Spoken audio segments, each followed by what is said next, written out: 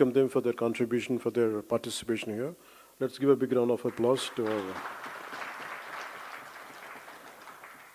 our members from Janasena party from other states. Janasena party ప్రారంభించి 12 సంవత్సరాలు పూర్తయ్యాయి. 2000 మార్చి 14న మన తెలంగాణలోని హైదరాబాద్లో ఈ పార్టీని స్థాపించాం. అప్పట్లో ఇది తెలుగు రాష్ట్రాల ఉమ్మడి రాజధానిగా ఉండేది. తెలంగాణలో జనసేనను ప్రారంభించినప్పుడు కేవలం ఒకే ఒక నిబద్ధత మాత్రమే ఉంది. అది మన దేశాన్ని బలోపేతం చేయటం, దేశ సమగ్రతని కాపాడటం, దేశ సమగ్రతకు కలిగించే ఎలాంటి విభజన శక్తులకైనా వ్యతిరేకంగా పోరాటం. దేశ సమగ్రత, దేశ శ్రేయస్సు తప్ప జనసేన స్థాపించినప్పుడు వేరే ఏ ఆలోచన నా మనసులో లేదు. కనీసం అధికార వస్తుందో లేదో కూడా తెలీదు. ఎందుకంటే అసలు ఆ రోజున అలాంటి ఆశ కూడా లేదు. 2014 సాధారణ ఎన్నికలకు కేవలం 2 నెలల ముందు మాత్రమే మనం ఈ పార్టీని స్థాపించాం. కానీ ఈ 12 ఏళ్ల ఈ ప్రయాణంలో, ఒక పుష్కర కాలంలో చాలా పోరాటాలు చేశాం, చాలా పరాజయాలు ఎదుర్కొన్నాం, ఆశలు కోల్పోయిన సందర్భాలు ఉన్నాయి. అయినప్పటికీ మన అందరం నమ్మే ఒక బలమైన సిద్ధాంతానికి కట్టుబడి మారుతున్న సామాజిక రాజకీయ పరిస్థితులకు అనుగుణంగా మన 7 ప్రాథమిక సూత్రాలను బలంగా పట్టుకుని నిలబడ్డాం. అత్యంత క్లిష్ట సమయాల్లో కూడా వాటిని వదలకుండా ముందుకు సాగాం. మారుతున్న రాజకీయ పరిణామాల్లో ఒక నిర్దిష్టమైన ఆచరణాత్మక విధానంతో మనం దాదాపు 21 ఎమ్మెల్యే స్థానాలని, 3 ఎంపీ స్థానాలని మరియు ఇంక్లూడింగ్ రీసెంట్ రాజ్యసభతో పాటు కలిపి 2 ఎమ్మెల్సీ స్థానాలని ఈ రోజున సాధించగలిగాం. 1,00,000 మంది సభ్యత్వంతో ప్రారంభమైన ఈ పార్టీ ఈరోజు ఆంధ్రప్రదేశ్లోనే కాకుండా తెలంగాణతో కలిపి 20 లక్షల పైగా సభ్యత్వాలను చేరుకుంది. ఇటీవల కాలంలో పార్టీ వైపు ప్రజల నుండి, మిగతా రాష్ట్రాల నుండి, ప్రాంతాల నుండి ఈ భావజాలానికి ఆకర్షితులై, ఈ పోరాట పటిమకు ఆకర్షితులై కర్ణాటక నుండి వచ్చిన కొన్ని వేల మంది కావచ్చు, కేరళ, తమిళనాడు నుండి వచ్చిన కొన్ని వందల మంది కావచ్చు. మనం నమ్ముతున్న సిద్ధాంతం బలపడుతుంది. అది దేశంలోని వివిధ ప్రాంతాల ప్రజలను కలుపుతుంది అనడానికి ఇదే చిన్న నిదర్శనం. భిన్న ప్రాంతాల నుండి వచ్చిన ఈ అనుసంధానాన్ని చూడటం నిజంగా నాకు చాలా ఆనందం కలిగించింది. ఇలా జరుగుతుందని పార్టీ పెట్టినప్పుడు కూడా నేను ఊహించలేదు. నాకు పార్టీ ప్రయోజనాలు వీటికంటే ముఖ్యంగా పార్టీ బాగుపడాలంటే ముందు మనం దేశ సమగ్రత గురించి ఎప్పుడూ ఒక తొలి ప్రాధాన్యత ఇవ్వాల్సిన అవసరం. అలా చెప్పడానికి కూడా చాలా కారణం ఉంది. ఎప్పుడైనా సరే మీరు భారతీయ చరిత్రను చదివితే, బ్రిటిష్ వాళ్ళు మనకి స్వాతంత్రం ఇచ్చి వెళ్ళిపోయేటప్పుడు దేశంలో ఒక కల్లోలిత వాతావరణాన్ని సృష్టించారు. స్వాతంత్రం కోసం ఉమ్మడిగా పోరాడిన దేశాన్ని మత ప్రాతిపాదికన విడగొట్టారు. దేశవ్యాప్తంగా ఉన్న ప్రతి రాజ్య సంస్థానాల్లో అనేక సమస్యలను సృష్టించారు. దాదాపు 536 పైచిలుకు సంస్థానాలు ఉండేవి. వాటిలో చాలా వరకు భారతదేశంలో విలీనం అవడానికి ప్రయత్నించినప్పటికీ కొన్ని సంస్థానాలు మాత్రం స్వతంత్రంగా ఉండాలని అనుకున్నాయి. ఉదాహరణకి నిజాం సంస్థానం, బరోడా, జునాగఢ్, ట్రావెన్కోర్. కానీ సర్దార్ వల్లభాయ్ పటేల్ గారి నాయకత్వంలో మనం ఈ దేశాన్ని ఏకం చేసాం. ఆ స్ఫూర్తి ఇప్పటికీనే కొనసాగుతుంది. నాకు ఈ దేశ స్ఫూర్తిని మనం కాపాడుకోవటం అనేది ఏదో ఒక టైంలో అయిపోయింది. సర్దార్ వల్లభాయ్ పటేల్ గారు చెప్పిన మాటలు 47లో స్వాతంత్ర విభజన ముందు జరిగిన 2 సంవత్సరాలు కల్లోలం 49లో ఆల్మోస్ట్ మనకి ఈ కాన్స్టిట్యూంట్ అసెంబ్లీ డిబేట్స్ అన్నీ అయిపోయిన చివరిలో ఆయన అన్న మాటలు, human memory is very short. మన 2 సంవత్సరాల క్రితం జరిగిన ఈ విభజన కూడా మర్చిపోయాం.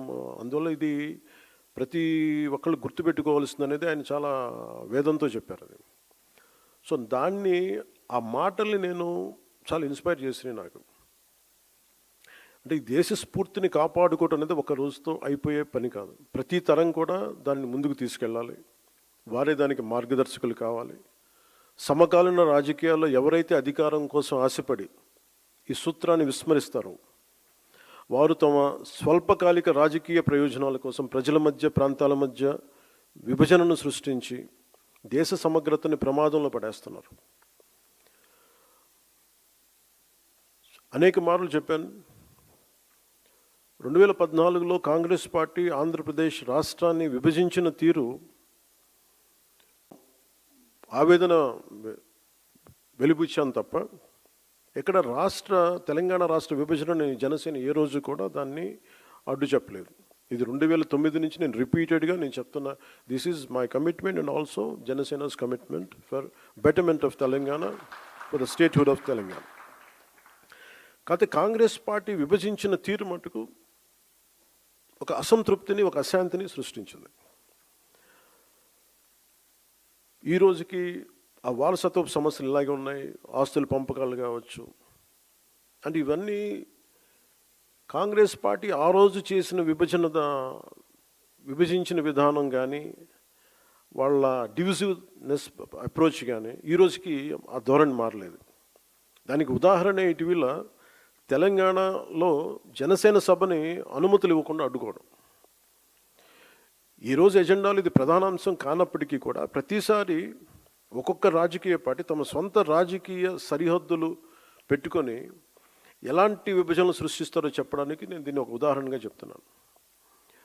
చాలామంది ముఖ్యంగా మన తెలుగు రాష్ట్రాలు కావచ్చు, కొంచెం దక్షిణాది రాష్ట్రాలు కావచ్చు, మనం ఎక్కువగా వినేది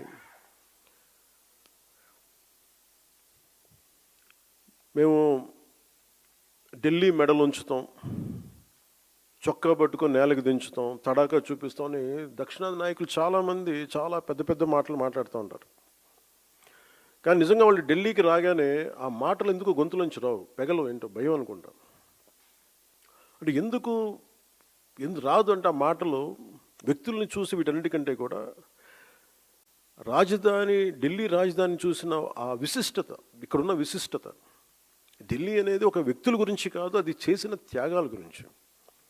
140 కోట్ల మంది ప్రజలను సురక్షితంగా ఉంచడానికి, పరిపాలించడానికి నిరంతరం పోరాడుతున్న ఎన్నో నిబద్ధత కలిగిన సంస్థలు, అది న్యాయ వ్యవస్థలు కావచ్చు, రాజకీయ వ్యవస్థలు కావచ్చు, అడ్మినిస్ట్రేటివ్ వ్యవస్థలు కావచ్చు, డిఫెన్స్ వ్యవస్థలు కావచ్చు, ఇవన్నీ దగ్గరుండి చూసినప్పుడు మనకు అలాంటి మాటలు పెగలవు. తమ ప్రాంతాల్లో, మన రాష్ట్రాల్లో ఉండి పెద్ద పెద్ద మాట్లాడే నాయకులందరూ కూడా ఇక్కడికి వచ్చినప్పుడు ఢిల్లీ తాలూకు ఈ గాఢతను చూసిన తర్వాత ఈ దేశం యొక్క సమగ్రతని అర్థం చేసుకుంటారు. మీరు ఇండియా గేట్కి వెళ్తే ఈ దేశాన్ని ఏకతాటిపై ఉంచడానికి సైనికులు చేసిన త్యాగాలు మనకు అర్థమవుతాయి. ఒక సెంట్రల్ హాల్కి వెళ్తే 370కి పైగా న్యాయ నిపుణులు, అంబేద్కర్ గారు రాజ్యాంగ సారథిగా, చాలామంది ప్రముఖులు, నాయకులు కలిసి 2 సంవత్సరాల 11 నెలల 17 రోజుల పాటు రాజ్యాంగ చర్చలను ఎలా జరిపారో మనకి అర్థమవుతుంది. విభజన సమయంలో దాదాపు 2 కోట్ల మంది ప్రజలు నిర్వాసితులయ్యారు.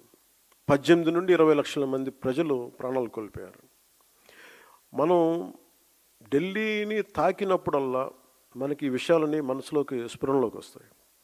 ఇక్కడ నుండి కొన్ని గంటల దూరంలోనే మన పట్ల ఎంతో శత్రుత్వంతో ఉన్న పాకిస్తాన్ ఎంతసేపు ఆ సరిహద్దులు కనిపిస్తూ ఉంటాయి మనకి. ఈరోజు నేను ఎందుకు ఇక్కడ పెట్టానంటే జనసేన పార్టీలోని ప్రతి ఒక్క నాయకుడు, ప్రతి సభ్యుడు ఇది అర్థం చేసుకోవాలని ఇక్కడ నేను పెట్టాను. అంటే ప్రాంతీయతని విస్మరించని జాతీయవాదాన్ని అర్థం చేసుకోవాలంటే ఎక్కడో మనం కూర్చొని హైదరాబాదు, మంగళగిరి, ఢిల్లీ, ఆంధ్ర, తెలంగాణలో కాకుండా ఢిల్లీ రాజధాని కేంద్రంగా చేసుకొని మాట్లాడితే దాని గాఢత అందరికీ అర్థమవుద్ది, మన బాధ్యత కూడా తెలుస్తుందని ఈ సమావేశం తాలూకు ముఖ్య ఉద్దేశం.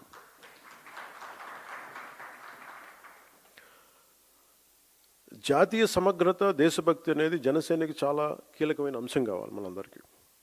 భిన్నమైన విభజన ధోరణులు మనం ఎందుకు దూరంగా ఉండాలి అంటే ఈ దేశం ఈరోజు ఈ స్థితిలో ఉండటానికి వెనక ఎంతటి త్యాగాలు ఉన్నాయో మనం అర్థం చేసుకున్నప్పుడు దీన్ని ఎలా గౌరవించాలి, ఎంత బాధ్యతగా ప్రవర్తించాలో మనకి తెలుస్తుంది.